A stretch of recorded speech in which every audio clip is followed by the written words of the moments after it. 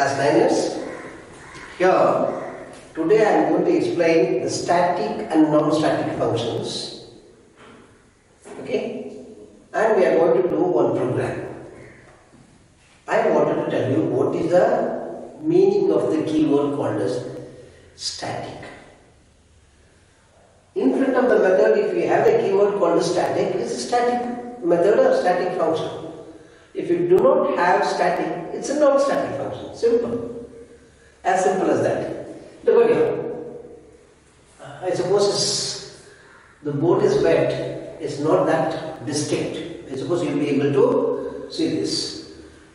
I'm going to talk about static and non-static methods of functions. Methods of function is one and the same. Look at here. There are three methods I have. This is the first method called as print x. This is print y, and this is main method. I have a class called as test. I have a class called as test, which has got three methods: print x, print y, and main method. Right? My main aim is today to distinguish what is a static method and what is a non-static method. What is a static method is, if you have the keyword in front of the method, if you have a static, it's a static method.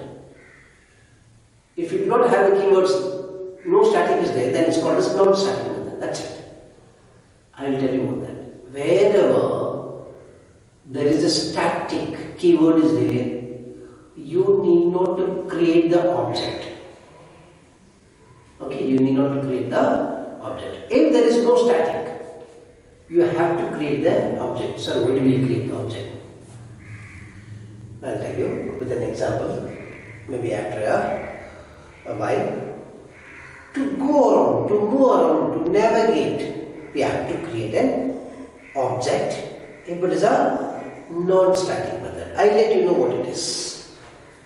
Can you see here static void print x? You give the value of x, that value gets printed. That's all. Here you have a method called as main method, so it's a static method. A method called as main, it's a static method. A method called as print x, which is a static. This method, I do not have a keyword called as static. Here public void is there. Means these two, the first and the third are the static methods. The second method is a non-static method. Then boys and girls, what is the use of it? I'll tell you here in this program. Right? Where, see, here I have a method, I create the object. From main method, I go to a method called as form number. With one example, it will go there. With 5, with 1, it will go there, and 7 it goes. It goes and comes back, goes and comes back. Here I do not have a keyword called as static. Look at here, public void main.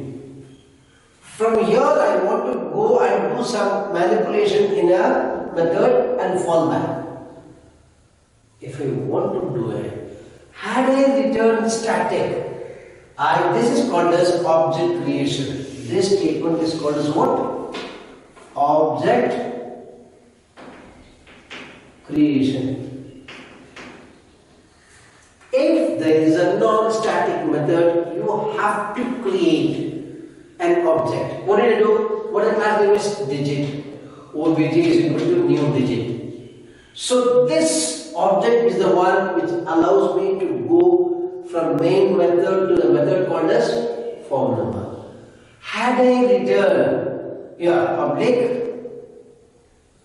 static, this statement is not required. Straight away again, right? Form number, form number, form number. I do not create OBJ. Have you understood? No. I repeat. When I do not write the keyword called as static, it's called as instance variable. It's called as instance variable. Here, these two are called as static methods. This is called as instant because I do not have a keyword called as static. Right? I did not write public. Public also can be chopped off. Right? I wanted to give an example here. This is more of a theory. I have done in a class called as test 3 methods: print x, print y, main method. Among the 3 methods, 2 of them are static method. 2 of them are static method. This method is a non-static, in other words, instance method. Instant method means, now I'll give an example, very simple example. If I give 1, if I give 5, you know what happens? So, if the input is 5, what happens is 5 minus 1 is 4, 400 is 400, 5 is 56. If I give 1 minus 1 will be 0, 0 into 100 will be 0, 1 into 10 will be 10. Okay, then 1 into 1 plus 1 will be 2. 0 will not come, it will be 12. If I give 7, 7 minus 1 will be 6, 6 into 100 is 600. What the value of 7 you give? 7 into 10 will be 17. 7 plus 1 will be 19. I gave 3 examples. I have 2 methods. First of all, I'll tell you what. I'll break up the program into 2. Okay? I'll break up the program into 2.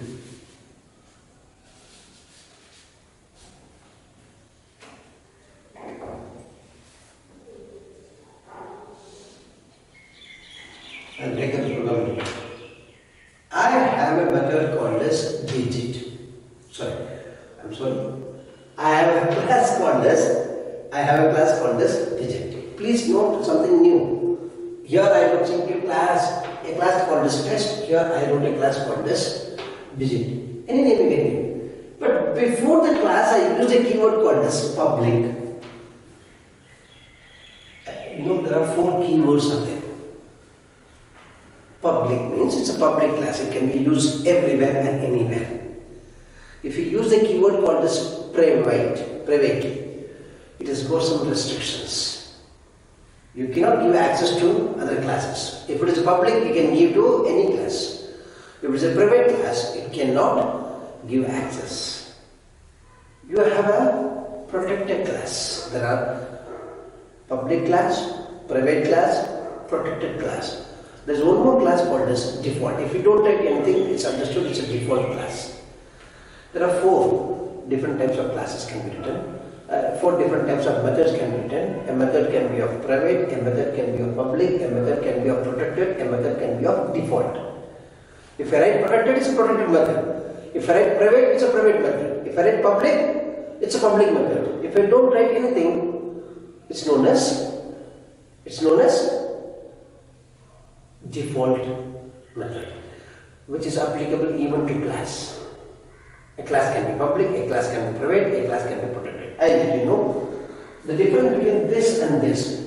This is a private class. Here I explicitly write public means this class can be used anywhere in a package. What the package is? I have a package, group of classes are there. If it is a public class, okay, this method can go there, this method can go there. We will study this one very detailedly in the due course of time. Right, I'll tell you. There are methods can be of 4 types. Data members can be of 4 types. Methods can be of 4 types. Class can be of 4 types. This we call access specifier. Private, public, protected and default. For private means you have to write keyword called as private. If it is a public method or public class or public data member, you must write public. If it is a protected, you must use the keyword. If none of the 3 is used, the 4th one will be what they are called as default. Right? So what did I write here? It's a public class called as digit. This class has got 2 methods. This is the first method. Here is the second method. How many methods are there? Two methods are there. Find number, main method. There are two methods are there. As you all know, which is the gateway of your classes, which is the entry level. Always it looks for the main method. It comes here. What does it do? Because it's not a static, mind you. It's not a static function, it's a non-static function. I create an object. Object creation. How do you create the object? Whatever may be the class name. Digit, any name you can give here. Here I gave obj is equal to new is the one. New is the keyword which creates the object. Why did I create the object? With the help of the object from main method, I go to a method called as form number. When I go there, I take a value of 5. What you write within the parenthesis is known as arguments or parameters. Even some author they say signature. Three keywords are there. Some they call, most of them they call arguments or parameters. Both are widely used. Some authors they use a keyword called, they use a term called as signature. Look at here, I am there in the main method.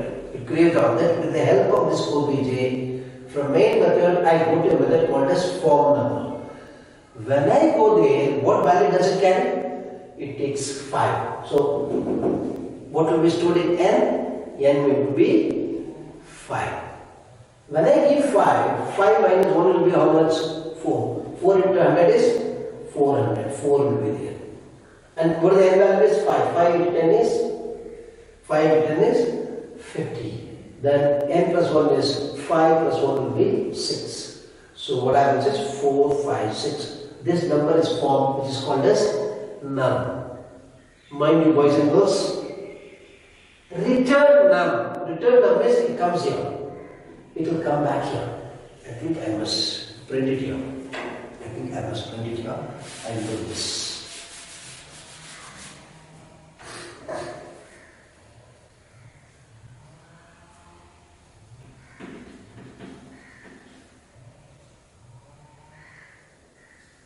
Result is equal to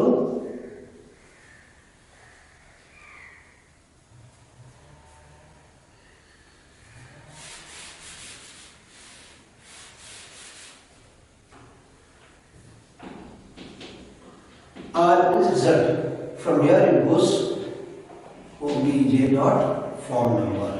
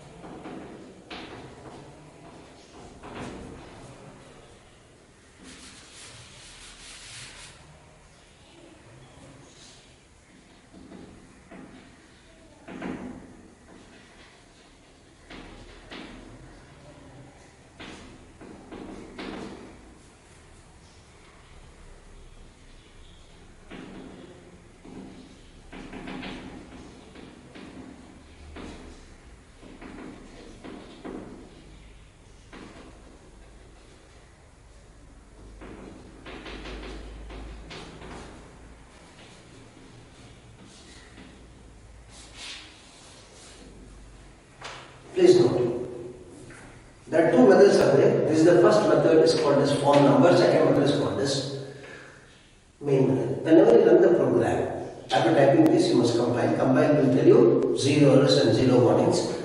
Once the no syntax errors are there, means your program is error free. Your program is error free. What do I do is, now when you run the program, first always compiler looks for the main method. Do you have a main method? Yes. I create, with the help of this class, I create an object called as obj. I am telling my computer, telling my compiler saying that I am going to use a variable called as R. R is short form of result. What do I do with this? I go to a method called as form number with 5 value. Okay, 5 minus 1 will be 4 into 100 is 400, 5 into 10 is 50, 5 plus 1 is 6. So 456 gets formed. That I return. Please note, I have a method called as form number. If I write void, it will not return. What did I write? Did I write void? No. What did I write? Integer. So this method will return. What number will it return? When I give 5, 4, 5, 6, it will be returned. That will be stored in result, and I display that number formed is 4, 5, 6. Again, what do I do? Second time again I send go to the same method called as form number with 1 value. When I go here, I took 5 previously. Now what value do I take? 1. It goes 1. 1 minus 1 will be 0. 0 into 10 will be 0. 1 into 10 will be 10. 1 plus 1 will be 2. So 10 plus 2 is 12, 12 plus 0 is 12. So the answer will be 12. That will return. So the number formed will be 12. First time it went, it gave 4, 5, 6. Second time it went with 1, it gives the result of 12. Third time again I go there with a value of 7. When I send the 7, 7 minus 1 will be how much? 6, 6 into 100 is 600 plus 7 into 10 will be 70. 7 plus 1 will be 8. 600 plus 7 plus 8 is 678. That will be returned. You are going to print 678. What did I do here? I wanted to tell you boys and girls. What did I do here? I am not using a keyword called as static. It's a non-static method. A method called as what? Main method is called. Here is also no static, here also no static. Means if I do not have a keyword called as static, I must create an object to navigate, to go around. From main method, I go to a method called as form number. How many times do I go? First time I go with one number, second time I go with second number, third time I go with thrice I go, and this method every time I go it will return an integer value. With 1, first time I send the value of 5, it gives me the answer of 4, 5, 6. Second time I send the value of 1, it gives me the value of 12. Third time I send the value of 7, it gives. Need not to be 3 times. You can do 10 times, you can do 12 times, you can do n times, you can do even 1 time also. Right? This is called as a non-static method. Next class, what I will be doing is, I will be writing some programs with a keyword called as static.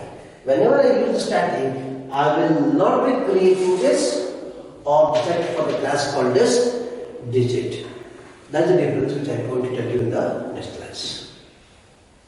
Boys and girls, please pause this video.